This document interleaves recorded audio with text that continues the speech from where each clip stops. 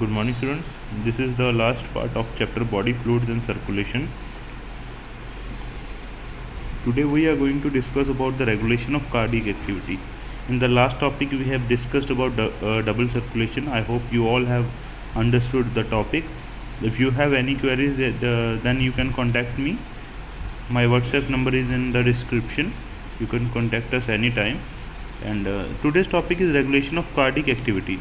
Normal activity of the heart are regulated intrinsically, that is auto-regulated by specialized muscle, that is nodal tissue. Hence the heart is called myogenic. Heart को हम myogenic बोलते हैं, means ये muscles का बना होता है. देखिए स्पेशल मसल्स हैं एंड ये इंटरनली ऑटोमेटिक रेगुलेट करता रहता है अपने आप को, मतलब ऑटो रेगुलेटेड है.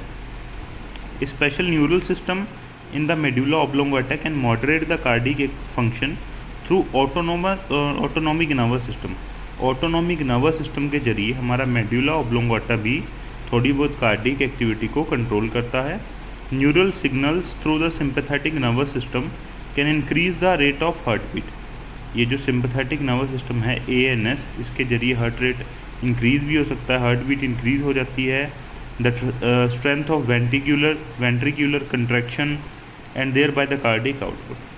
मतलब ये जो सिंपैथेटिक नर्व है ANS की, अगर ये मैसेज भेजें ज़्यादा तो पहले तो हार्ट बीट फास्ट होगी, हार्ट बीट के साथ ज़्यादा जो वेंट्रिकल ज़्यादा ज़ोर से ब्लड पंप करेंगी, तो उसी के साथ ही हमारा जो कार्डियक आउटपुट है वो भी इंक्रीज़ हो जाएगा.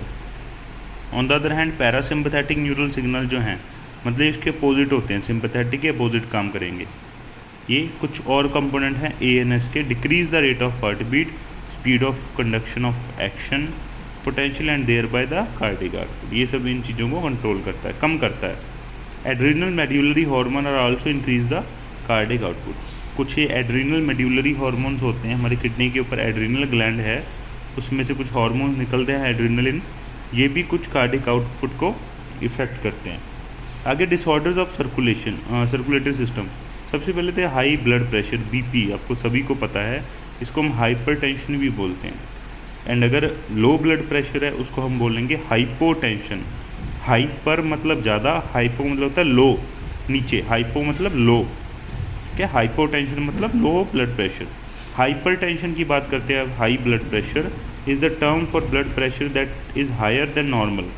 इन this measurement 120 millimeter Hg, millimeters of mercury pressure is the systolic or pumping pressure, and 80 millimeter Hg is the diastolic or resting pressure. If repeated checks of blood pressure of an individual is 140/90 or other or higher, it show hypertension.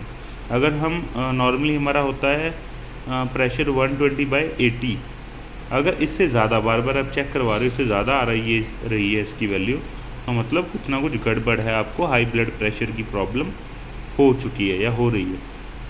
High blood pressure leads to heart disease and also affect vital organs like brain and kidney.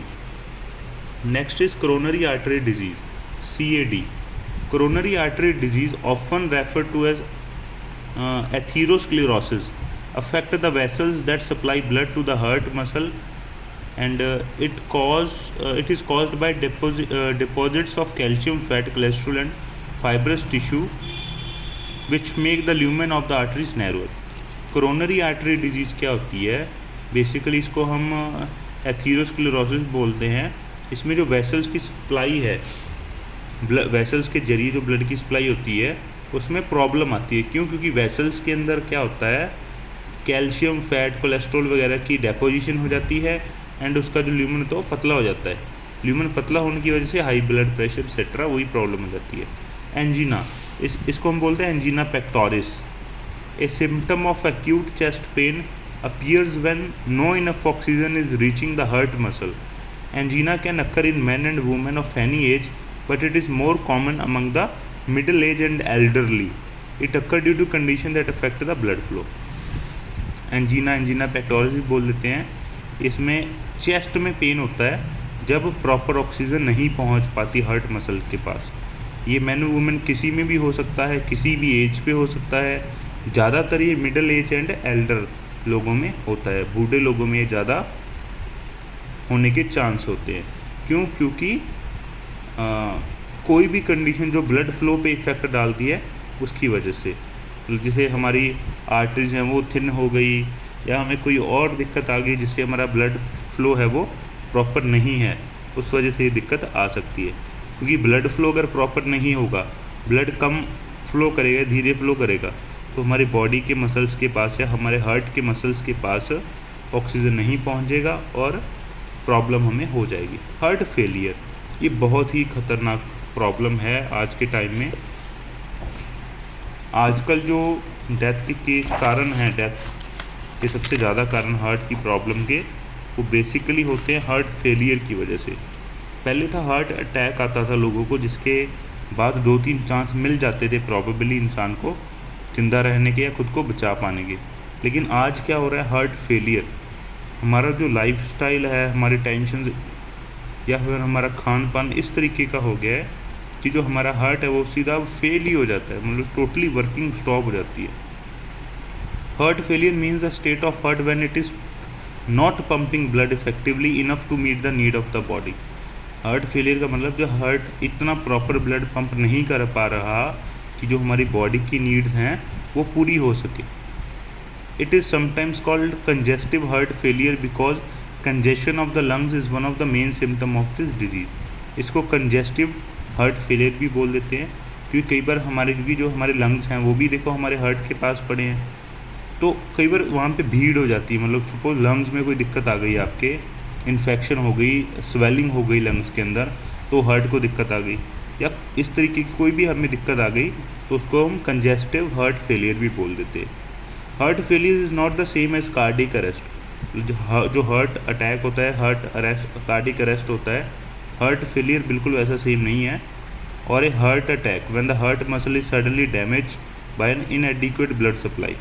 तो ये तीनों अलग अलग हैं, heart failure, cardiac arrest और heart attack. Okay, heart attack क्या होता है, सडनली आपके जो टिश्यू मसल्स हैं हमारे हार्ट के अंदर वो डैमेज हो जाते हैं। तो ये था हमारा topic body fluid and circulation. तो ये चैप्टर हमारा ख़त्म हो चुका है और इसके आप नोट्स बना लीजिए, क्वेश्चन आंसर भी सॉल्व कर लेना।